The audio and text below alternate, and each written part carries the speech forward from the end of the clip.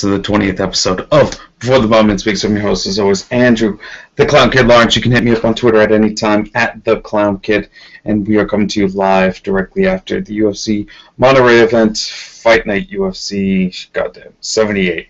And what a event it was. Question mark.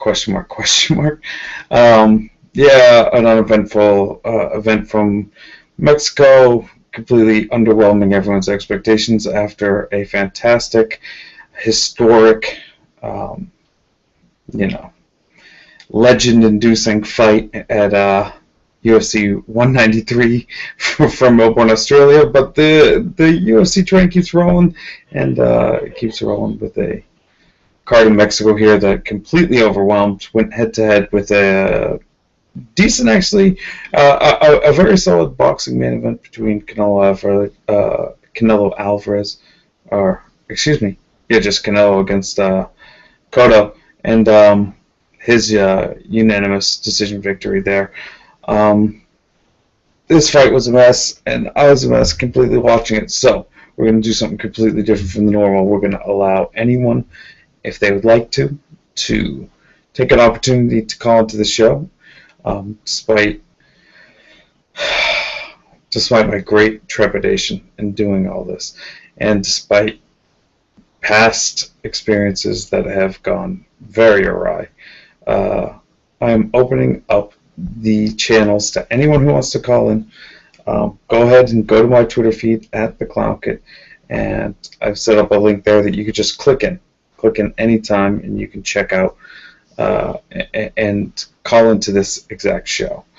Like I said, we had a split decision victory of Neil Magny over Kelvin Gastelum in a fight that was kind of like it happened. And we watched, Neil Magny take that victory. He struggled in the fourth and the fifth round after pretty much dominating the first three. A lot of controversy over whether there's a 10-8 round in the second for Kelvin Gastelum over Neil Magny. But ultimately, even the people who were defending Calvin's right to take this victory in a really close fight, no one's really too concerned over the main event, and I think that kind of displays the entire apathy towards this card. I was watching this card with a lot of people, and sure, it's late at night and a lot of alcoholic beverages have been consumed, but nothing about this main event really hyped the crowd up and got anyone active into any kind of need or desire to really want to stay awake and stay up. In fact, this main event, if anything, put a lot of people to sleep. Fourth round, I thought there was a lot of action from Gastelum's corner. Maybe too apt to kind of take control and take top position. Probably should have been more willing to have him get back up to his feet after getting those knockdowns in the fourth round, and maybe he could have finished. But even then, you got to give Magny his props for being tough and hanging out there for a while. Pretty much a lackluster card all around. Overall, if you're going to give this card a score, I didn't watch most of this card. I was wrapped up in watching the boxing events tonight. But even then, I'd score this card a C-. Anytime we really put on MMA tonight, nothing was really happening. That kept the crowd of mostly boxing fans and casual MMA fans. No one really wanted to stay engaged throughout all the fight. I think your top three fights, the only named fighters in this entire card, had really lackluster performances that didn't allow them to kind of pay off in a situation where maybe they had some shine. Henry Cejudo took a very lackluster decision against Jussier Formiga. I saw a lot of people on social media giving Jussier Formiga a lot of credit for keeping this fight competitive, but I don't see it that way. I viewed this as Cejudo really controlling and he had a squash match the whole way and didn't really want to put on that last step to finish his opponent. but pretty much controlled the victory and, won the fight throughout the whole thing. You can't, hate on Henry Cejudo that much. That flyweight division isn't known for its finishing power anyhow, but I thought this was kind of an opportunity for him to put a showcase performance out there, and I don't think that this went down in anyone's memory banks. Carter Lamas fought Diego Sanchez, and poor Diego Sanchez cut down to 145 pounds, the fourth weight class that he's fought in his UFC history. Originally debuting at 185 pounds and 55, and now 145 pounds, so that he can be more and more dehydrated as he takes concussive blows that don't seem to knock him out or finish him in any way. Poor Diego Sanchez is still too old for this MMA game, no matter how many weight classes he drops down. And Ricardo Lamas is a way too tough of a test, and I think that, as the odd makers clearly made evident, this didn't surprise anybody. Watching Diego Sanchez get annihilated by a heavy hitter like Ricardo Lamas, being really good at controlling the wrestling game and not getting taken down, and Diego's body type just looks sucked in and really lacking in muscle mass too. I don't want to see Diego Sanchez fight at 145 pounds. I don't know what kind of sadistic assholes actually do want to watch Diego Sanchez fight at 145 pounds. I definitely don't want to see a guy who I think has already taken too much damage, cutting more weight than he's used to cutting, to take progressively more damage. That just seems to me to be a form of cruelty that I'm, not really ready for. So that was my impression of the three fights that actually mattered on this card. Once again, if anyone wants to click into my live view, go on to my Twitter feed. The last Twitter post that I put, you can click in and be a live guest in the show. You'll pop up and I can answer you if you have anything that you want to comment on in the top three fights. Because honestly, I don't want to talk too much about the main three cards, or the main three fights on this card. I had, two of my buddies over tonight, and we were excited to watch MMA, and we were excited to watch the Cotto Canelo fight, and everything in combat sports really just, this is an example of a tale of two cities and what this sport can really do to you, because MMA and UFC can sometimes exhibit some of the most thrilling, unexpected sporting events and the most unbelievable outcomes that anyone could have, and then not 7 days later you can wade your way through one of the more boring events, and even though you're seeing an upset in the main event in both weekends, like, Lord, what a difference in those two upsets. Magny clearly being the most boring of the two. Good Lord. And I, as much as I don't want to criticize the scoring of the main event because it was such a lackluster affair, I also think that there is something really to be said about not scoring that fourth round that had two knockdowns in it, at least a 10-8. Something has to be said for at least like kickboxing standard, that like if there's a knockdown, in boxing standards for that matter, that if there's a knockdown, you got to deduct a point from their end. I mean, the most significant shots that landed in the entire fight happened in the fourth round. And if that fight continued on, after the fifth round, I think that was Gastelum's fight all day. And if you judged it pride style, just like judging the fight as a whole, I think that this was a nod you could give to Kelvin Gastelum. Kelvin Gastelum, by the way, a guy who's not living up to his promise. I know that this is like, some remedial comments that you could make. If you want the easiest hot takes in the world, MMA journalists, here you go. Kelvin Gastelum not living up to promise. We've had the Tyron Woodley fight, which I didn't hold against him so much, considering he showed up to the arena after being hospitalized.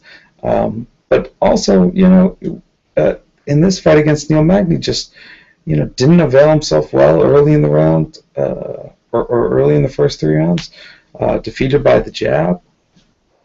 I just figured that the wrestling game and the overall aggression that he would bring forth, especially early when he was fresh, would have defeated Calvin's total game. So a huge letdown, a huge disappointment, and an overall disappointing night of fights. God, did anyone out in the entire Twitter world, if you watch Tough Latin America 2, starring Kelvin Gastelum against Efrain Escudero's team, either God bless you or God hopefully bless you to get the help that you need, because you may have a problem. I heard that the fights, that the lightweight championship here actually had some good talent. It was just such an such an underwhelming night that I don't really see how you can look at either of those things and find someone there who's a star. As much as you're digging, I think that a night of fights like this hurt the sport more than they helped it any much. Lapalus against Eric Perez, if we want to talk about some fantastic things that happened in the prelim, that's just about as good as we can get. I like Tyler Lapalus. I think that's a continued success story for that French kid. A lot of people critical of the French MMA game because they have so many sports that don't allow grappling and submission on the ground. But he's a super good athlete and availed himself really well. I think that could have easily taken that fight, different circumstances, slightly different training, a couple situations bounced a couple different ways, and he's really good there. Scotty Jorgensen, Scotty lost. That might be a good signal that the game's passed by Scotty Jorgensen. Those lower weight classes, start talking about 140 and 135 pounds. 30's ancient in that weight division, unfortunately. And I'm a pretty big fan of him. I like Scotty Jorgensen's personality. He's never really lived up on the WEC hype, or the hype that he had in the WEC in the UFC. But nonetheless, you kind of always wanted to see him do good, and this is probably the last hurrah we've had for him. We'll see if the UFC could find him one more fight. But I kind of think that if you're not beating Eric Perez, you're not going forward too much. Oh, Poland beat Hector Urbina. Not to anyone's big surprise, but I always think it tipped the caps, definitely in line for anyone who makes the journey across the Atlantic, covering back a couple time zones and gets the victory. And Andre Touchy-Feely takes a victory in a fight that probably would have completely derailed the rest of his hype had he not grabbed the victory. But overall, even all these people, Hector Urbina loss, Andre Touchy-Feely, what an underwhelming night of fights. I'm completely bored by it all. I don't have much to say here. I feel like ultimately I summed it up when I said that this is a night that really does hurt the UFC. And this is when oversaturation in the sport, really comes to rear its ugly head. You have such an opportunity, really, coming off of, some big pay-per-views and watching Ronda Rousey lose like that. There's just so much intrigue into a sport, and there's so much excitement about the nature of mixed martial art combat that anyone could win on any, given battle, and that matchups really make the fights, and it doesn't really matter where you're ranked and what's the perceived value of a fighter, and what hype is. Hey, what's happening, man? Yeah, not much. How's it going? Hey, you know what? If anyone was going to call into this show, I didn't think it was going to be you. Why not? I just thought that it was going to be someone doing, someone way more nefarious. So you're a bit underwhelmed, I can see, by watching the first 10 minutes God, of the show. I could be asleep right now in this chair. It Really, wouldn't matter at like all. it was definitely not a great card, but I don't think it was awful. Like the main event, I really enjoyed actually. Magny dominating Gastelum in the first 3 rounds, and then blowing it in the second, in the fourth and fifth. I don't know. I quite enjoyed it, and Here's the problem. It wasn't a problem with the action, but we had this big turnaround in a swing of momentum, and then the judges don't give any credit for it at all. So kind of just, it's a big letdown. honestly, for me, the judges got it right. Like 48-47, Magny, 100% perfect for me. Fourth round, no 10-8, two knockdowns. I know. Like you, I could say 10-8, but personally, I said 10-9. Yeah, I like it. I like it perfectly at a draw, and I know people hate draws, but I can tolerate a draw in a situation like that. I don't think that Kelvin Gastelum deserved a loss there. I I don't know. The thing with Kelvin Gastelum is deserving a loss or not. Where does he go from here? Because this guy, I was super high on him. He went to a split with Tyron Woodley, one of the best, and he missed weight by 10 pounds. He looked awful, and you got like yes, I'm kind of saying MMA math here, but this guy is legit. Now he's losing to Neil Magny, who is very good, but he's not the best of the best.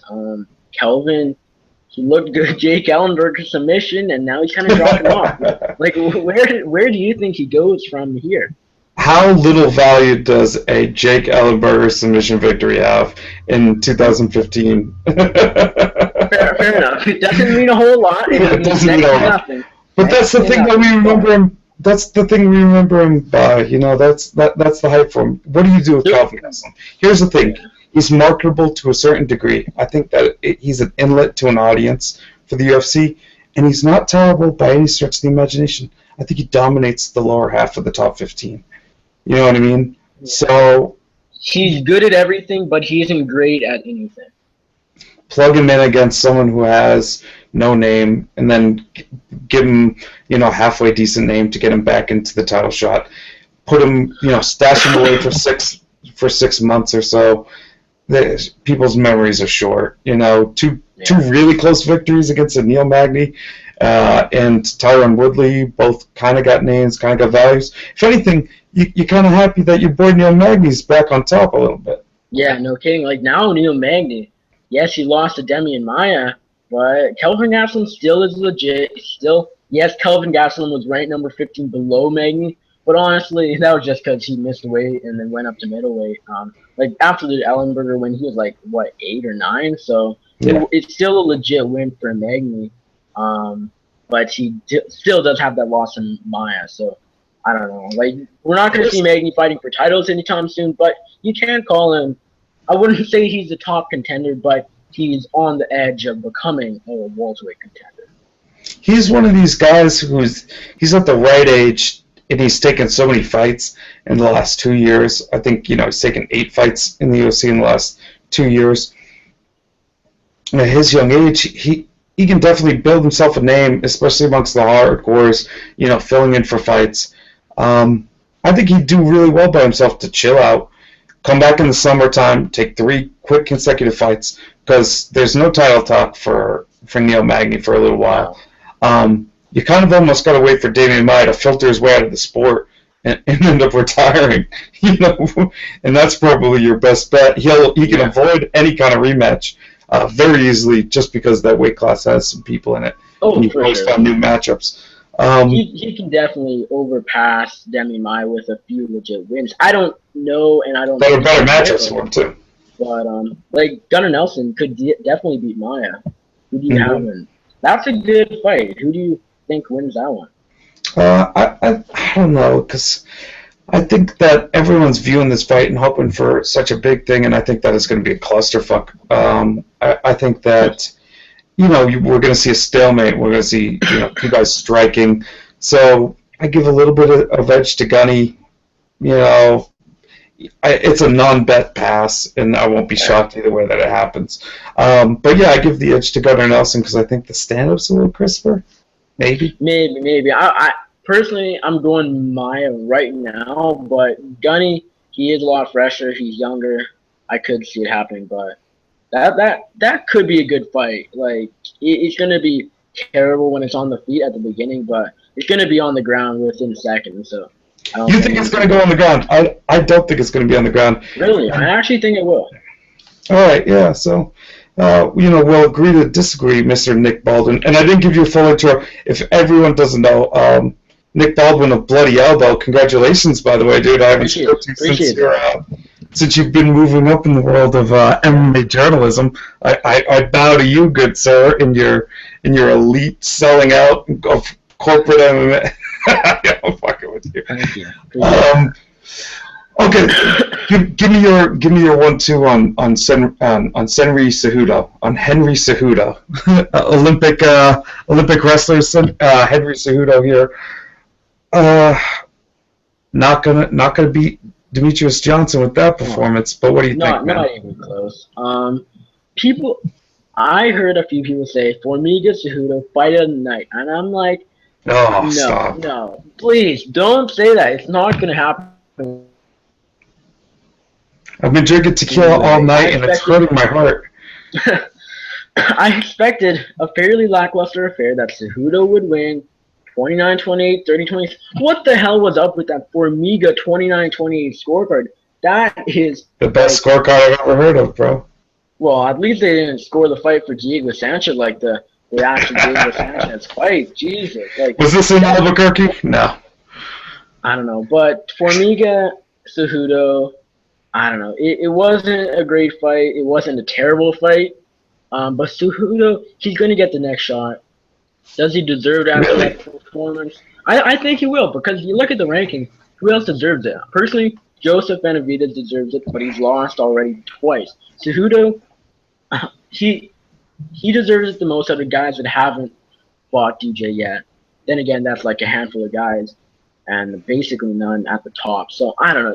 It's just such a bad division, contender-wise, that he'll get the next shot, he'll get killed, and then DJ, who knows where he goes after that. Poor Mighty Mouse Johnson, just a fantastic, dominant fighter, and I really think a really interesting character. I know that's opinion is not shared by many, but I like a guy who enjoys video games and is kind of a nerd, and he's really a super athlete and fantastic practitioner of technique. So I don't know how you can really hate the guy for his fighting style. I guess you can hate the division for its size. I can completely understand that. Like being underwhelmed by seeing small guys fight. That could be a reaction that you have. I happen to enjoy it, and so I'm not hating on people hating on the flyweight division so much, because ultimately there isn't that big collision of two equally skilled fighters. We've just had kind of DJ coasting. So yeah, I'll wait for a big collision, and then I'll demand that fans pay attention to 125 pounds. I think fans already should watch DJ and appreciate him more than most fans do, simply because he is just so good all around. I think I was on your show after his fight with Dawson, and I basically said, I don't care. It still was impressive. It was still entertaining. Because it's Demetrius Johnson. He's never not entertaining or impressive because he's just so damn good. So, I don't know. What I'm always impressed with in his fighting is like the intellectual aspect of it. Like he always seems to implement a game plan that's just like, oh, this will take this fighter directly out of what he wants to do entirely. He knows who to knock out. He knows who to knock out. He knows who to submit. He knows everything. I don't know. I just don't get fans that don't appreciate him. Like, I can get it. He doesn't always win by knockout. He doesn't always stop the fight. But as of late, he's been stopping a lot of fights inside the distance. So yeah, I think he just needs the foil. This game to bring in these casual fans, this audience, that is not, MMA.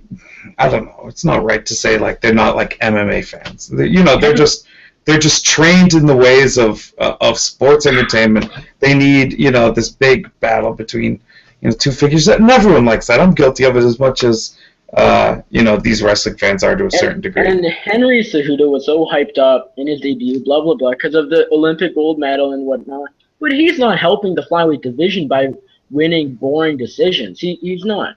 We're sitting here on Before the Bald Man Speaks saying people watch flyweight fights, and then we see Henry Cejudo win like a very boring fight. So yeah, maybe the fans are right that the fans don't like flyweight. Maybe they're right. Maybe I'm so depressed tonight, Nick. I'm finally like giving in to the dumber fans. I've been browbeaten enough that my mental state is at their level now. Finally, we've been on the show how many times begging for the support of MMA fans for the 125-pound division, and this fight took it out of me. I can't defend it after that one.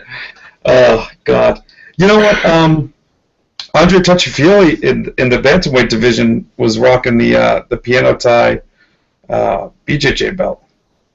Yeah, it was good to see him back in the win column, because this guy, I think he's legit. I think I'm sorry for interrupting you. I've kind of I hopped off that train after like the second loss there. You're still on board with Touchy-Feely?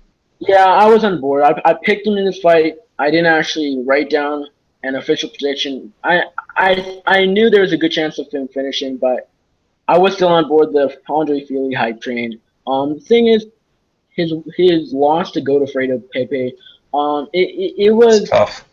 It's tough to say. Do you think Godofredo submits him 10 times out of 10? Maybe, but maybe not. It was one of those finishes where you can call it lucky. It may not have been, but I still was on board Andre Feely hype train. I still think he's a legit featherweight prospect.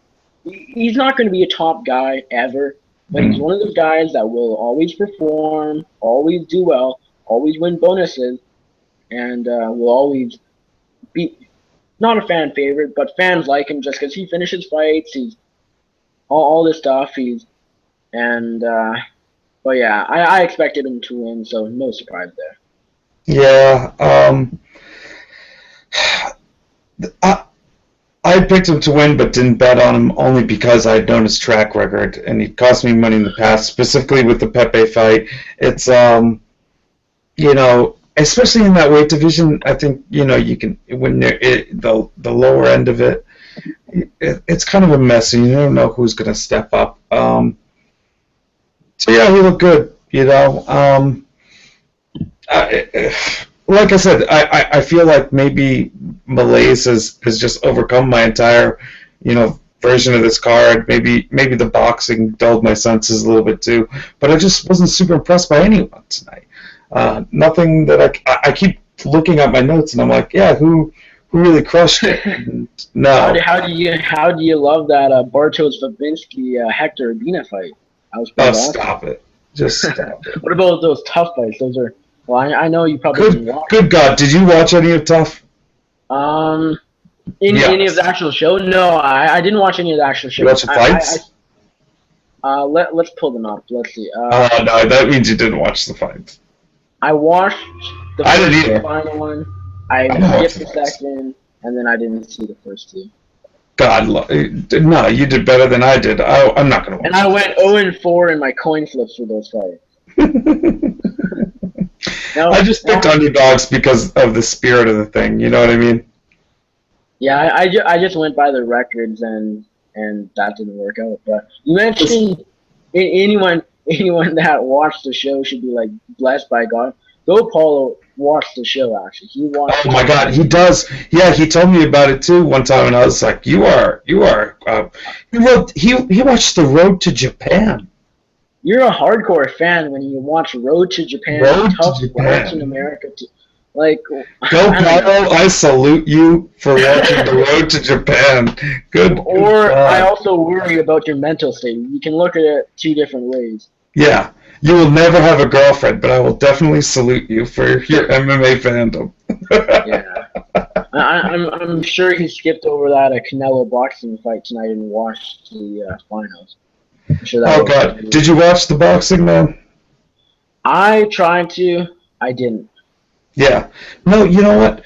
Honestly, it was a really good showing by Canelo, and I thought that Cotto actually, was in it a lot closer than the scorecards revealed. But honestly, it wasn't that. It wasn't like fight of the year. A lot of people were really hyped about it. I don't know. I've seen better boxing events this year. Um, God, a lot of the big spots that boxing was in, and a lot of the big names that they were supposed to deliver on, just like didn't deliver. Mostly, Mayweather Pacquiao as far as like big hype, but even like some of these lesser ones, they were in some really good spots in front of some eyeballs and some casual people, and they did not deliver. No, like I'm just a casual boxing fan at best. But do you think they do Canelo GGG next? Like I know I can't say whether or not that makes sense, but according to most people, I think that's the fight to make, and you probably will. Yeah, word on the street. Canelo at the end of it answered and he said, "Yeah, I do and want to take that fight." So if that's the next fight, or if it's a fight later, 2016, that is the fight that everyone's brewing towards and is going to make. I think it makes sense. Canelo probably took his best payday by beating Cotto here. And they're really trying to cash in Canelo now, in these next year or 2 years, to wear him out. And I think Triple G annihilates him, which will be great. Yeah, are you a fan of Triple G? I haven't. I probably should have seen more of his fights than I have. I watched the last fight. Other than that, I think maybe that was the first time I've seen him actually, which is embarrassing, but. No, actually, like I'm not a huge boxing guy either. MMA. There's so much MMA that you it's hard to keep track of. It's hard to watch anything else other than MMA when there's these types of cards every week almost. Yeah, but Triple G has been like my converter back into the boxing world, and he's the only like fight I'll get amped up for or anything like that. So I went to see it live in Madison Square Garden. I thought that was his least impressive finish, but one of his more impressive performances. I think that Triple G is the truth, and he'll be the next big thing in boxing, at least for the next 2 or 3 years. He is an older fighter, so once he slows down, it's going to be a problem. I don't know. I think he's like 35, maybe a little younger, but those lightweight classes, it's all quick. He had an amateur career of like 100 amateur fights. It's unreal what they did with him. They brought him up slow. Yeah, that's crazy. But from what I watch boxing, I don't watch much, but I will watch GGG versus Canelo if it happens. But I probably would have to go with. That will be the boxing event of 2016, I think. Yeah. I can't think of a bigger two-name thing that will get casual people involved and will be a big waves in pay-per-view, especially if Floyd Mayweather stays retired. Do you think he'll stay retired? Can I put quotes around quotes around quotes? How many quotes on that? The dumbest thing in the world. Even like the number, isn't he on 49-0? Like the number set up to like do another fight. Come on, you're gonna go 50-0, even if it's against a cupcake. I know it's stupid how he says, "Oh yeah, I'm retiring," but you're not retiring. You're gonna come back for one more fight. You're gonna become 50-0. You're gonna tie the record or whatever. This is my dream. I hope that he goes in there and loses. I hope that he puts so much money forward that he can convince Bob Arum himself to walk in there as his opponent, and that that he literally gives back every cent he's earned in the history of boxing to Bob Arum in a purse to bring him in the ring, and we just get to watch Floyd Mayweather murder Bob Arum in a pugilistic contest for ruining boxing for everyone. That's what I hope happens. Is that possible, Nick? I don't even know how to comment on that. As a professional journalist, Nick, do you want to shit on the most powerful man in combat sports? live on the internet? No? Okay, we're good. We're moving on. Yeah. Sorry. Yeah. So actually, the main event took a big hit for me, and I ended up losing on tonight, which is just doubly contributed to my sense of morose over here. Um, but besides that, I didn't really, I wasn't super surprised by anything on this card. I wasn't very overwhelmed on anything by this card. If you had to pick one thing that was, your big wow moment of tonight for Monterrey, what was it? I don't know. I guess the main event, because I didn't expect Magny to do so well in those opening rounds, that like as well as he did. And then it was just a bigger surprise after, as it was happening for Gastelum to come back like that. He still lost, of course, but I don't know. Like before that fight happened, I was like, okay, this card sucks. Lamas's win was nice. But seeing Diego lose badly like that, never too fun. Formiga Cejudo, not great. Tough fights I'm just gonna skip. Escudero Silva, just as I expected, pretty lackluster fight. One guy that disappointed me was Taylor Lapilus. I was really high on him.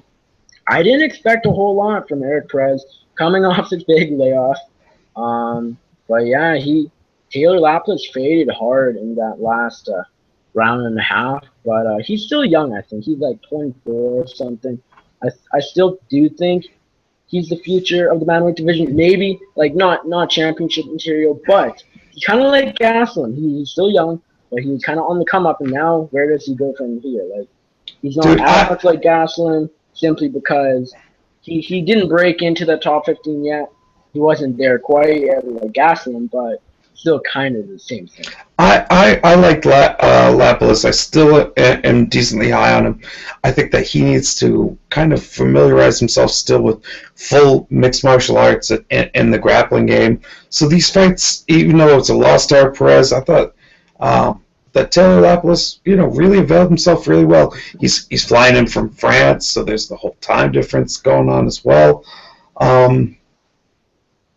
If he wants to compete on the UFC stage, this is a really good step forward from him from breaking out of the European circle and getting used to fighting in North America, even if it is on a Mexico card. In a spot that he ended up losing, he looked all right in the spot. I've been very high on Eric Perez as well. I guess, Taylor Lapilus has just been more surprising, because you don't expect that kind of takedown defense from a French fighter who isn't used to so much of the ground game. But his brother won this past weekend, so maybe we'll see a second Lapilus in the UFC pretty soon.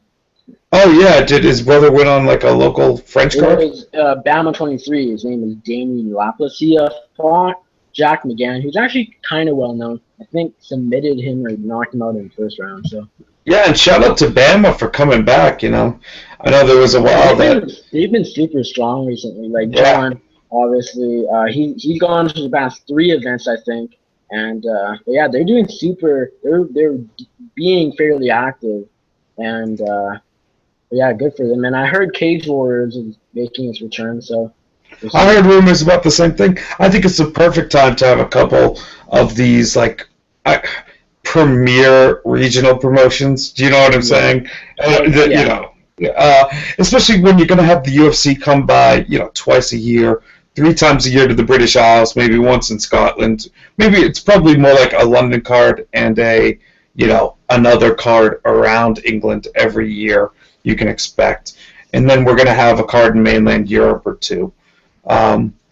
You definitely need a bunch more shows to cultivate that local talent, find the next Michael Bisping. I think that's always been the search for British fighters. I really like this Tom Breeze.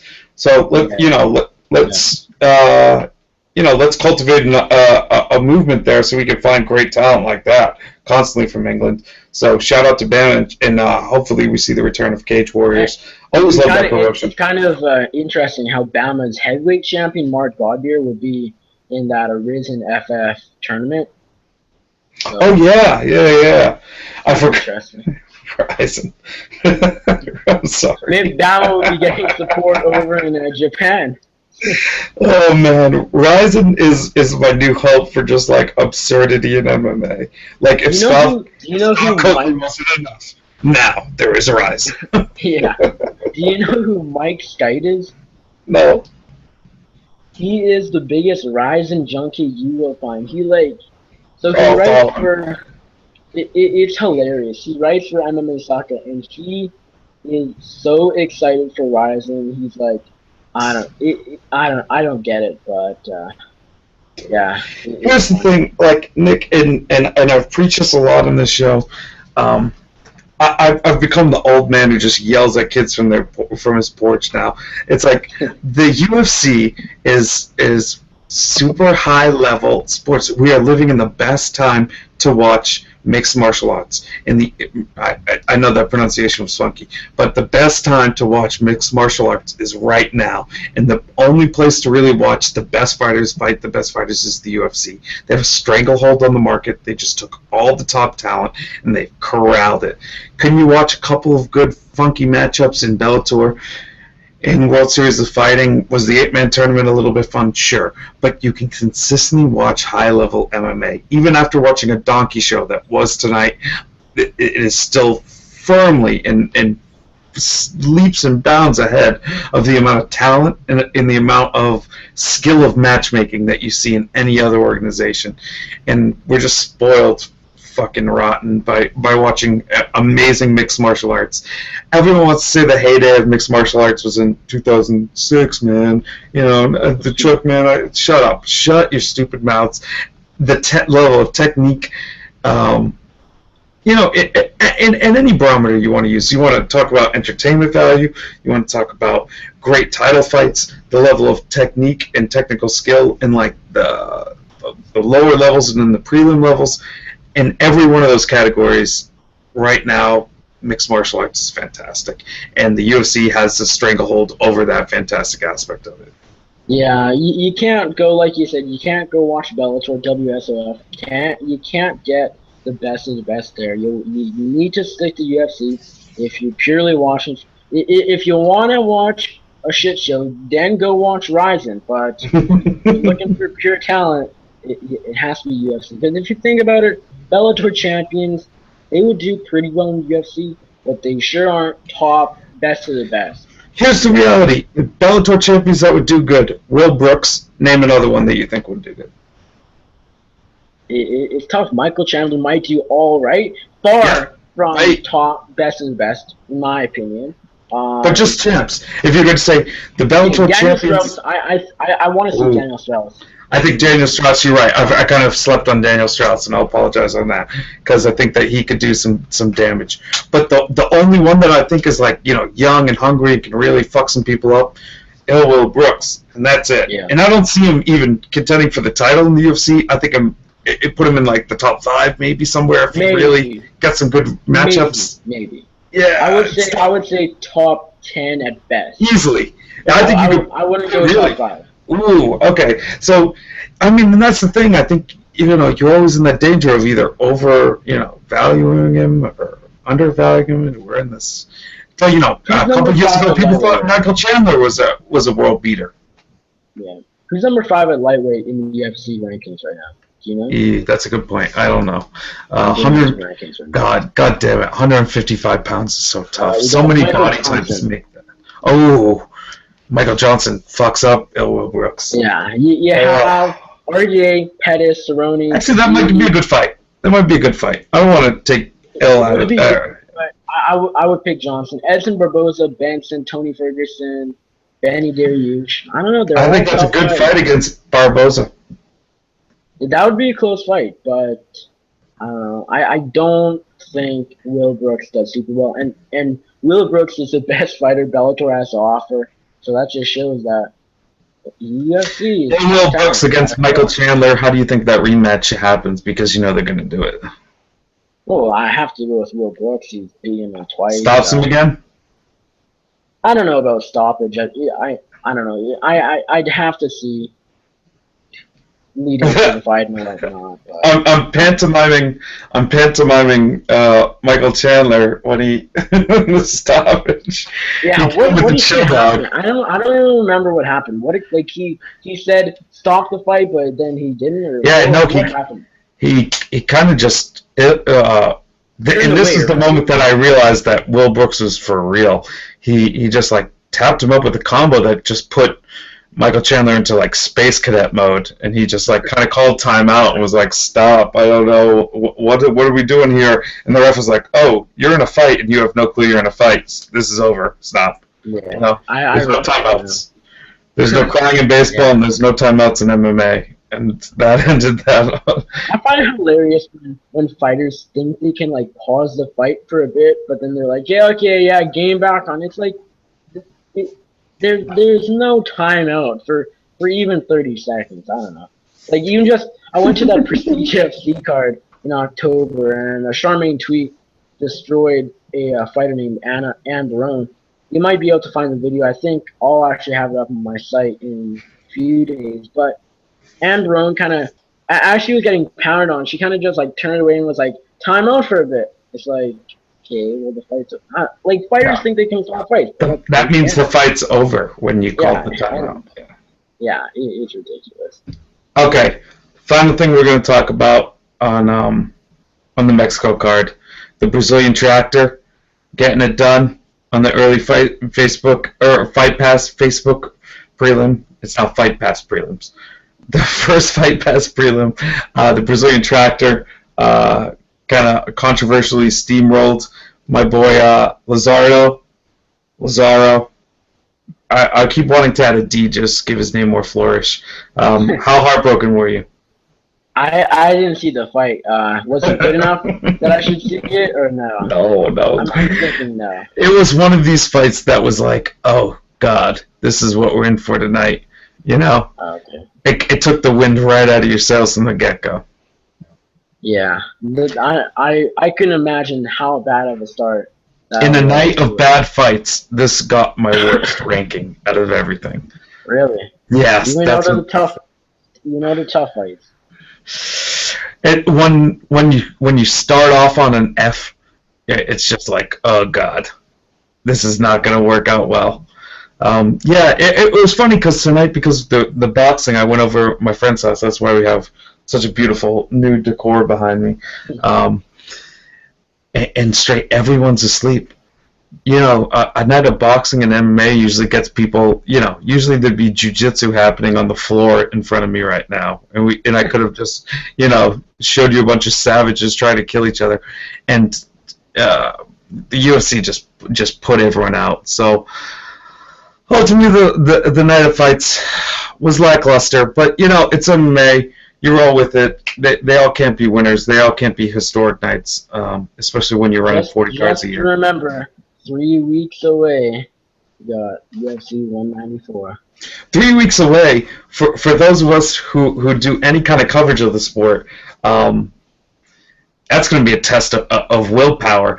Please believe that before the Baldman Speaks, we'll have post-fight coverage for the Thursday, Friday, and Saturday night cards, because I'm just that much of a degenerate. I am here for my fans, and I'm here for everyone out there who watches this show.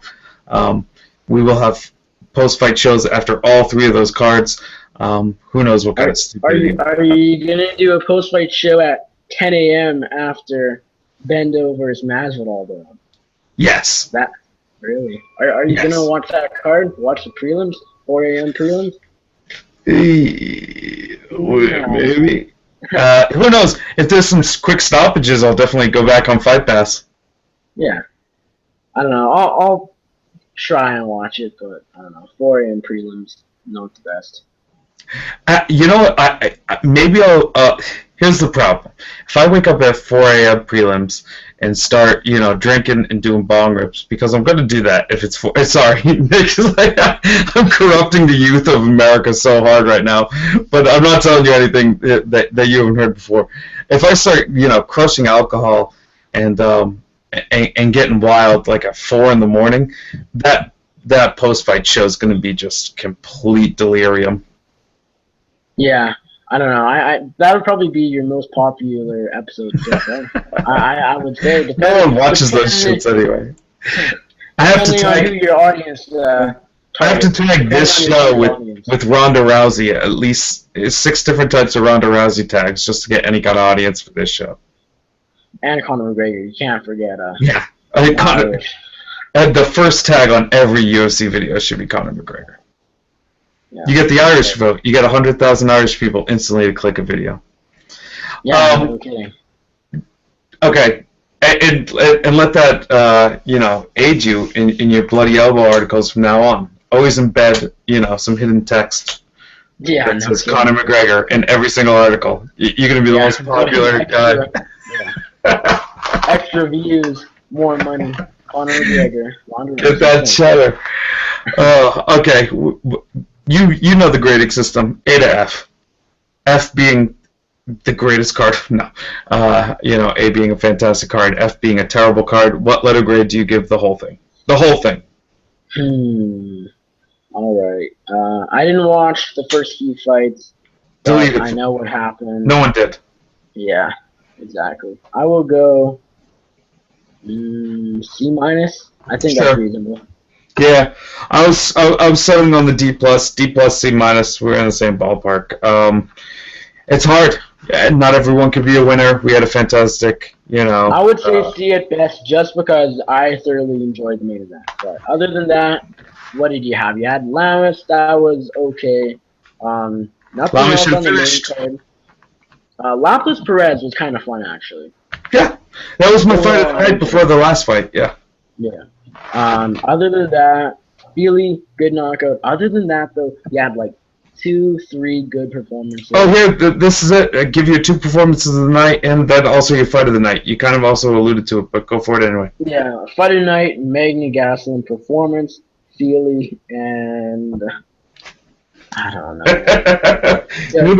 Just give $100,000 to Feely. Just give $100,000 to Andre. Who do you give the second bonus to? Usually, I can give out 5, 6, $50,000 bonuses. This time, I'm struggling to find 2. Like no. Oh yeah, I don't get it. We actually had good stoppages in the first 2 tough fights that I didn't see. 2 knockouts. So yeah, flip a coin. Give one to I thought Polo Reyes. Give one to Marco Polo, just because it's Marco Polo. Hell yeah. Give Polo some Marcos and hook him up with 50 G's. Touchy-feely. God damn it, if you don't bring a California kid into Mexico and knock someone out, you got to give that guy 50 G's. And then Gastelum, Magny all the way, just because it was a competitive fight between 2 people who had professional level skills, and that deserves a performance of the night. Anything else you want to throw out on this bad, Larry, before we go? Considering the UFC Fight Night in Monterrey wasn't the best, I think that is about it. What do you think about Mexico in general and the market? How did this affect it? It's the new Brazil. We're going to be back multiple times. Yeah. Let's hope Yair Rodriguez stays healthy, because we want him to fight in Mexico 6 times a year.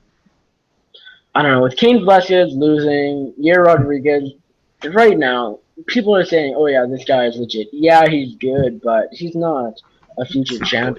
Maybe a future top contender, but right now, he's not even close. Like, he has still a lot of learning to do. I'm not saying he'll never be a top guy, but not right now.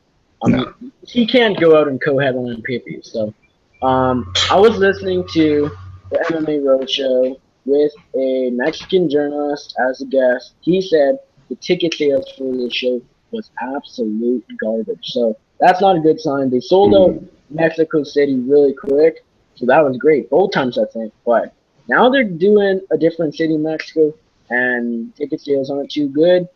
Kelvin Gastelum probably won't be back. Yeah, I think I think you learn what you learned, or you're starting to learn in Brazil, and what you learned in Canada, and what turned UC South out Canada. It's like you got to bring names. You bring names, you get audiences. That's it. If what that guy said about the ticket sales was accurate, they're probably not going to be back in Monterrey for a long time. They'll probably go back to Mexico City, especially if Cain becomes a champion in their rematch that no one wants to see. But yeah, I wouldn't be surprised if they don't go to Mexico next year, like 2 years ago. I think you could bring Verdun back to Mexico City without Cain. I think that he was such a hit too. Yeah, I agree. He was a Brazilian Mexican kind of. Spoke Spanish Brazilian. beautifully, interacted with the people, understood the fight culture of Mexico, and brought really two extremely entertaining fights. And I think that carries a lot of weight, especially in that marketplace. And then that UFC 180, he was cheered against. He was cheered for when he fought Mark Hunt, and Mark Hunt's a fan favorite, so that's impressive when you're not Mexican. Yeah. Cheers to Mark Hunt. Let's see Mark Hunt get like a Josh Barnett-esque fight. Something around that range. Let's keep him in this game for another couple things, because the more I realize, there's an expiration date on Mark Hunt. I kind of realized that the last time we saw him fight, and I was kind of happy that he got to be unscathed there. But let's see Mark Hunt, fight some names and not fight some young heavyweights, and give him some good spots. So not fight some Jared Rosal. Yeah, no, yeah. Let's give him Jared Rosal. Everyone's entertainment level will be so high. God. Yeah. Let's get Melvin Manhoef back in the UFC. Let's see that rematch. That would be so funny. What do you think of Manhoef's win? Like, you gotta say it's impressive. I mean, yeah. Any person who's, is he more than 40 years old? 39. Close enough to be throwing left hooks and stealing people's lives. God damn it, bro. You can't not be impressed by that. But in the same token, that he can just crumple at any moment. So. And I thought he was gonna crumple. I wanted him to win, so I was happy. But I picked against him, actually. I don't blame you, and I think I did as well. It's hard not to pick against a guy who's been in the game for so long, has so much wear and tear, and is so old. Fighting's the almost like Dan Henderson at this point. He'll still win fights, but I find it tough to pick him in a fight, even against Tim Bosch, even against whoever. He'll win fights, but I still can't come up with reasons to pick him. I mean, the one thing Manhoef has kind of going for him is he's in, a Scott Coker Bellator, so the matchups are a little bit cushier on that end on it. Yeah, the good thing is he's not with the top talent as we were talking about earlier in the UFC. Yeah, man. It all comes down, Nick. It all comes down to my original idea, as if I had one original idea. No, my fantastic idea. The senior tour, the senior PGA for MMA. Let's get them all up there. Once you're 37 years or up, all the steroids you can handle, and you just fight each other. Let's get Vitor on the juice, unleash him on someone else on the juice. Lyoto against Vitor, juice, everyone juice. You can't fight for the title anymore, no, but you're allowed to take as many horse steroids as you want. Dan Henderson versus Melvin Manhoef main event. On all the juice in the world. It'll be the greatest. Yeah. Can his right hook land before his left hook? UFC 400, the Oldman return. Let's make it in the smallest octagon of all time. Yeah. It could be bare knuckle boxing size octagon. You like that reference?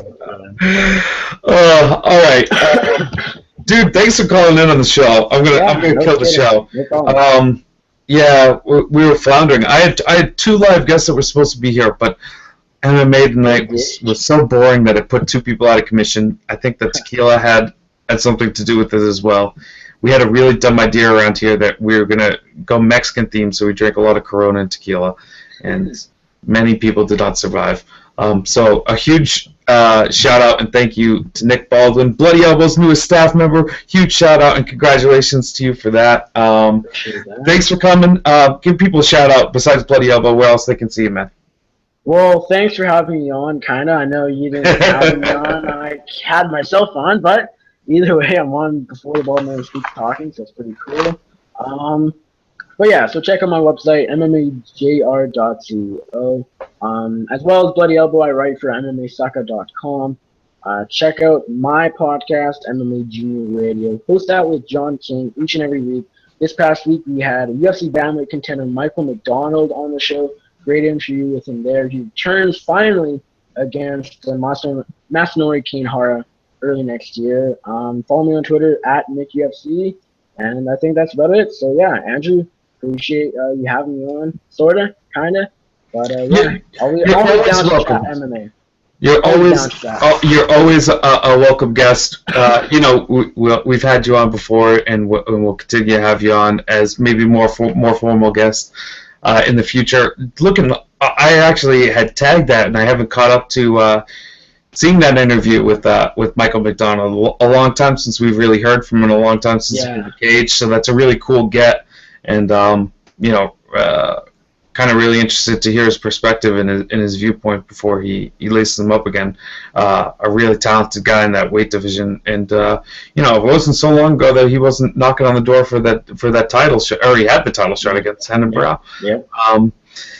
Thanks, man. Appreciate you coming on. This has been a weird episode. Real quick, thank you for everyone who watches the show regularly and checked out this episode after kind of a lackluster card. Next week, we've had a lot of requests about the audio quality. The setup at home is getting improved, so new headset and microphone. And then in the next couple weeks, we have some stuff on order to increase the video quality as well. So shows, almost getting more professional as much as I'm resisting it, and my deep-seated laziness doesn't want this show to get better. It's going to get better whether I like it or not. So thanks to everyone who's stuck with it in this shitty early form of it, and our little cocooning caterpillar is about to spread wings and take to the sky as a fantastic MMA butterfly, as a fantastic butterfly of dumb drunk stuff that I've said late at night on the internet. So thank you everyone for tuning in. Nick, you're the man. Appreciate all your input, and thank you everyone for tuning in. Take it easy. Have a good night. Peace.